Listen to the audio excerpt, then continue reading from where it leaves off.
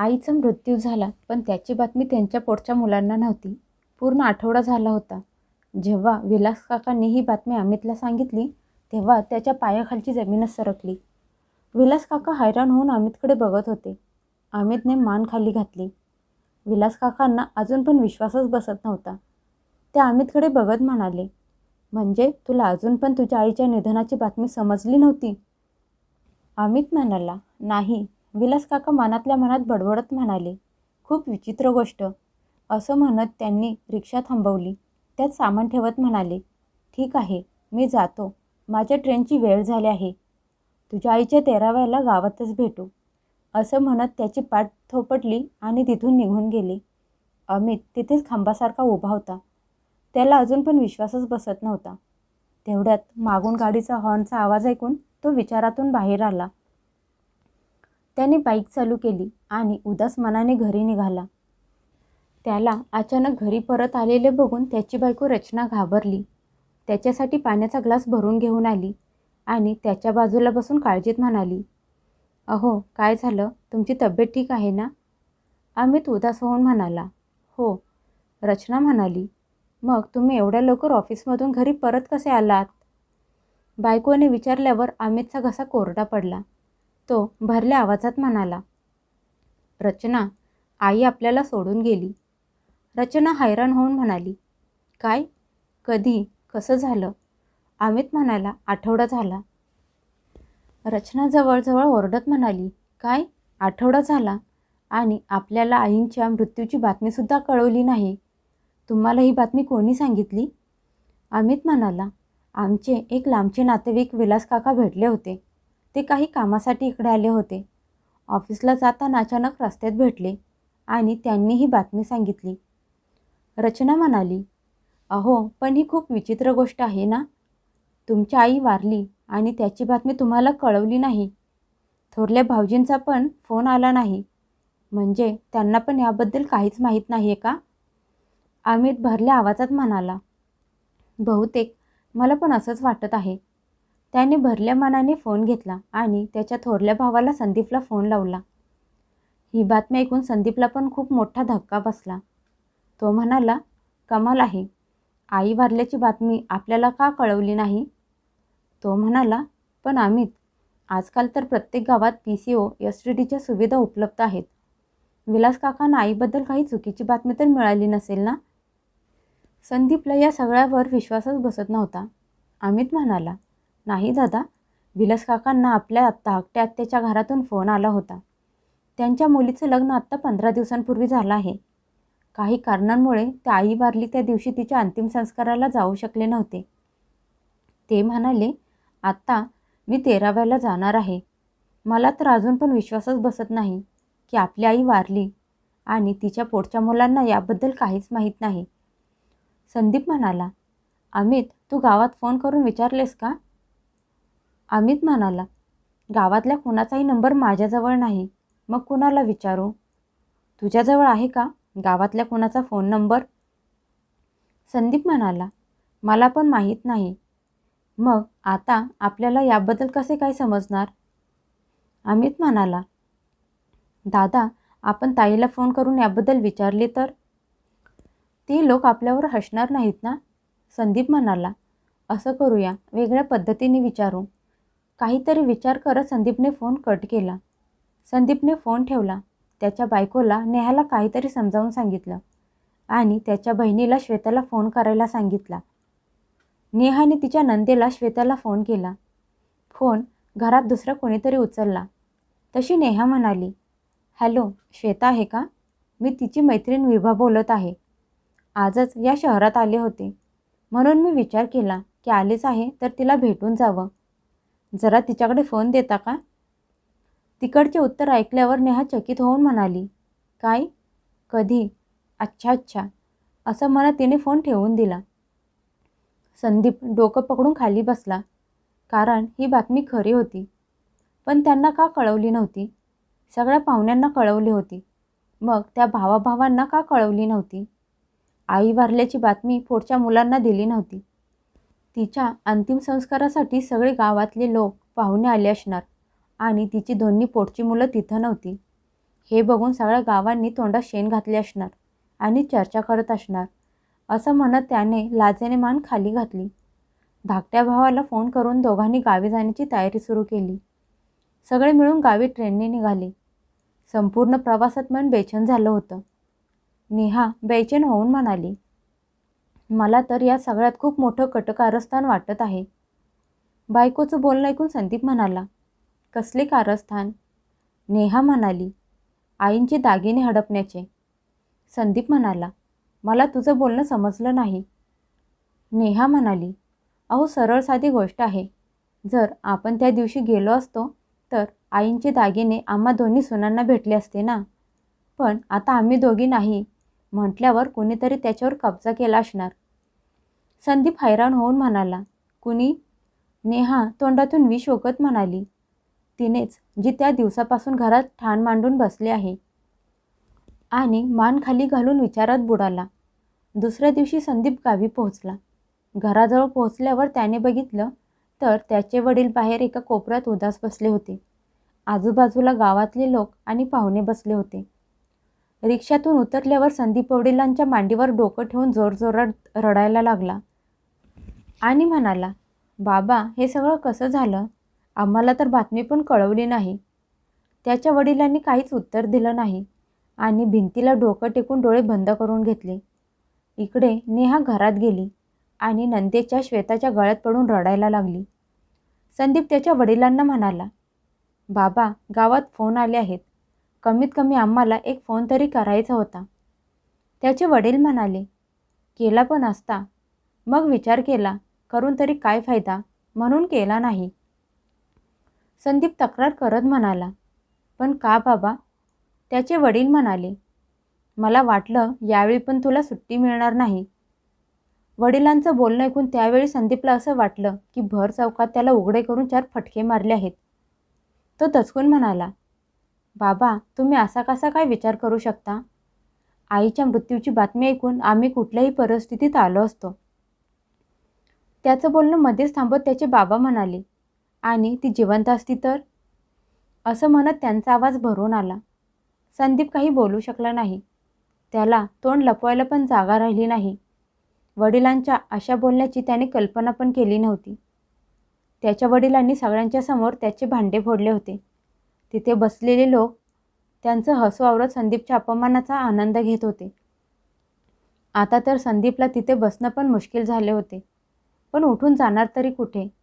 तेवढ्यात अमित आणि त्याची बायको रचना पण रिक्षातून खाली उतरले. रचना रडत घरात गेली आणि अमित वडिलांच्या गळ्यात पडून स्वर्गीय आईची आठवण काढायला लागला. थोडा वेळ रडून शांत झाल्यानंतर त्याने त्याच्या वडिलांना तोच प्रश्न विचारला. त्याचे वडील लाचार होऊन म्हणाले, कसा करणार?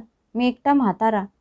बायकोच्या अंतिम संस्काराची तयारी करणार का तुम्हाला फोन करत बसणार? अमित तक्रार करत म्हणाला, कुणाला तरी करायला सांगितलं असता. अशा वेळी सगळे मदत करायला येतात. त्याचे वडील शांत स्वरात प्रश्नार्थक नजरेने म्हणाले, सगळ्या बोलायच्या गोष्टी असतात. आजकालच्या जमान्यात लोकांना स्वतःच्या जवळच्या माणसांसाठी वेळ मिळत नाही. मग परक्यांसाठी थोडीच मिळणार आहे. वडिलांचं बोलणं ऐकून अमित दचकला. त्याला कळतच नव्हतं की त्याचे बाबा जमान्याबद्दल तक्रार करत होते की त्याच्याबद्दल करत होते. अमितसाठी पण तिथे बसणे मुश्किल झाले होते. नातेवाईकांच्या चेहऱ्यावरचे हावभाव त्याला अगोदरच समजले होते. अमितच्या सगळ्या शरीरात आग लागली होती. त्याला असं वाटलं की आत्ता बाबांना विचारावं की आईच्या मृत्यूची बातमी सगळ्या पाहुण्यांना कळवली होती. मग त्या सगळ्यांना फोन कुणी केले होते? मग तसाच आम्हाला पण केला असता. पण विचारायची त्याच्यात हिंमत झाली नाही. तिथे सगळ्यांचा जीव गुदमरत होता. बहिणीला भेटायचे निमित्त करून दोघेही तिथून उठले आणि घरात गेले. घरात श्वेता तिथे आत्यांच्या सोबत कामात बिझी होती. आत्याच्या मदतीने काहीतरी सामान चेक करत होती. नेहा आणि रचना बाजूला भूत बनून बसल्या होत्या. खोलीत गेल्यावर त्या दोघांना असं वाटलं की त्यांची बहीण पळत येऊन त्यांच्या गळ्यात पडून रडायला लागेल आणि मग ते दोघे तिला सांत्वना देतील. पण असं काहीच झालं नाही. श्वेताने एक नजर त्यांच्याकडे बघितलं आणि परत तिच्या कामाला लागली. तिने आत्या पण श्वेतासारख्याच वागल्या. दोघेही आवाक झाले आणि गपगुमान बायकांच्या शेजारी येऊन बसले. त्या चौघांनाही तिथे आता एक एक क्षण घालवणे अवघड झालं होतं. काही वेळाने फ्रेश होण्याचे निमित्त करून ते चौघेही तिथून निघून गेले. ते गेल्यानंतर श्वेताने हातातले काम बाजूला ठेवून मोठा श्वास घेतला. तिचे मन आईच्या वेदनेत तडफडत होतं.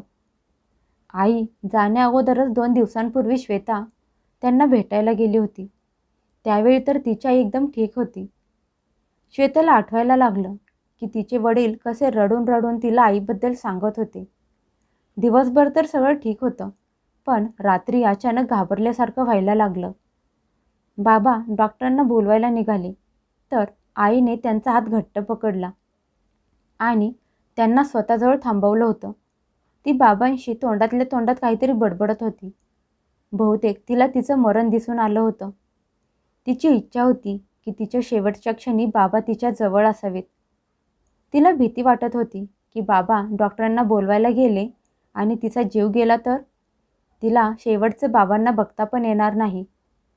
शेवटी नाईलाजाने बाबांना आईजवळ थांबायला लागलं. आईचा श्वास वाढला होता आणि बाबा लाचार होऊन बायकोला मरणाच्या दारात जाताना बघत होते. भरलेलं कुटुंब होतं. 2-2 कमवणारी मुलं आणि सुना होत्या. नातवंड होती, पण सोबत कुणीही राहत नव्हतं. यावेळी त्यांच्यापैकी कोणीतरी त्यांच्याजवळ असायला पाहिजे होतं. त्यांच्या डोळ्यातून पाणी यायला लागलं. आईच्या देहाशेजारी बसून बाबा रडत होते. मुलांना शेवटचे भेटण्याची इच्छा तिच्या मनात तशीच अपूर्ण राहिली. बाबांनी मागच्या महिन्यातच त्यांच्या दोन्ही मुलांना फोन केला होता की आई तुमची खूप आठवण काढत आहे, तिला येऊन भेटून बघून जा. पण त्यांच्या मुलांना आईसाठी वेळ नव्हता. मुलांना शेवटची बघण्याची इच्छा मनात घेऊन आई काही वेळ बाबांच्या मिठीत तशीच तडफडत होती. शेवटचा श्वासाला तिने बाबांच्या पायाला स्पर्श केला, देवाला हात जोडले आणि शेवटचा श्वास सोडला. बाबा बायकोचं निर्जीव शरीर घट्ट पकडून जोरजोरात रडत होते. आयुष्यभर जिने कुठलीही तक्रार न करता हसत हसत साथ दिली, आज ती त्यांना कायमचं एकटं सोडून गेली. बाबा आता एवढ्या मोठ्या घरात एकटे राहिले होते. 2-2 मुलं, सुना, नातवंड होती, पण आधार देणारं कोणीच नव्हतं. लोकांना पैशांच्या कमीमुळे उपचार भेटत नाही, पण इथे तर पैसा असून पण मुलांच्या न बघण्यामुळे त्यांना उपचार भेटला नाही. माहीत आहे, मरण हे अटळ असतं, पण काही काळासाठी तरी त्याच्याशी लढले जाऊ शकते. काय फायदा 2-2 मुलं असण्याचा? त्यापेक्षा मुलगे नसलेले बरे. खूप निराश होऊन त्यावेळी एवढा मोठा कठोर निर्णय घेतला होता. डोळे पुसले, आईला खाली झोपवलं, अंगावर चादर टाकली, 2 फुलं तिच्या पायाजवळ ठेवली, दार उघडले आणि अर्ध्या रात्री सुनसान रस्त्यावर एकटे चालत मेन रोडवर आले. तिथे एसटीडी बूथ होता. त्याचा मालक तिथेच राहत होता. त्यांनी दार वाजवलं. मालकाने दार उघडल्यावर रात्रीचा त्रास दिल्याबद्दल अगोदर त्याची माफी मागितली आणि धाकट्या आत्याला फोन केला. तिला सक्त ताकीद दिली की त्यांच्या दोन्ही मुलांना आणि सुनांच्या माहेरी अजिबात कळवायचं नाही.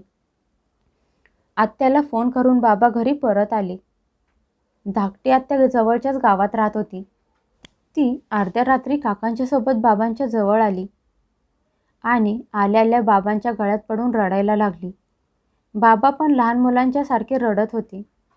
मी कायमचा एकटा पडलो. 2 तासांनी श्वेता पण तिच्या नवऱ्याच्या आणि मुलांच्या सोबत माहेरी आली. हळूहळू नंतर एक एक करून सगळे पाहुणे, गावातले लोक गोळा झाले. बाबांची सगळे समजूत काढत त्यांना धीर देत म्हणाले की 2-2 मुलं असताना त्यांच्याशिवाय आईचा अंतिम संस्कार करणं योग्य दिसणार नाही. हे ऐकून बाबा म्हणाले, ती जिवंत असताना त्यांनी तिला कमी वाट बघायला लावली होती का? मग आता तिच्या मरणाने त्यांना काय फरक पडणार आहे? असं म्हणत बाबांनी त्या दोघांना सांगण्यासाठी स्पष्ट नकार दिला. त्यांच्या हट्टापुढे सगळ्यांना नमतं घ्यायला लागलं. काही वेळाने बाबांनी स्वतः आईचा अंत्यसंस्कार केला. तिला स्वतःच्या हाताने अग्नी दिला. आईची आठवण काढत संदीपने थंड श्वास घेतला.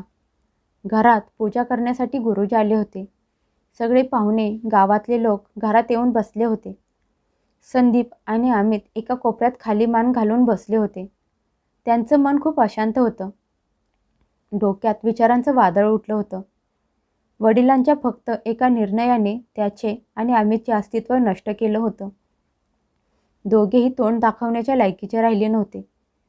सगळ्या पाहुण्यांना, गावातल्या लोकांना समजलं होतं की बाबांनी स्वतः त्यांना आणि त्याच्या सासरच्या लोकांना आईबद्दल सांगण्यासाठी नकार दिला होता. त्यांनी न काही सांगता पण सगळ्यांना समजलं होतं की त्यांनी एवढा मोठा कठोर निर्णय का घेतला होता. सगळ्यांच्या समोर संदीपने लाजेने मान खाली घालून बसला होता.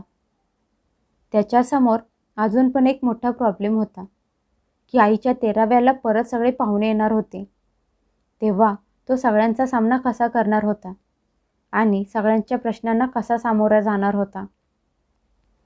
थोड्या वेळापूर्वी त्या दोघांनी वडिलांच्या समोर हात जोडले होते, पण त्यांच्या वडिलांनी त्यांना पूर्णपणे लाथाडले होते.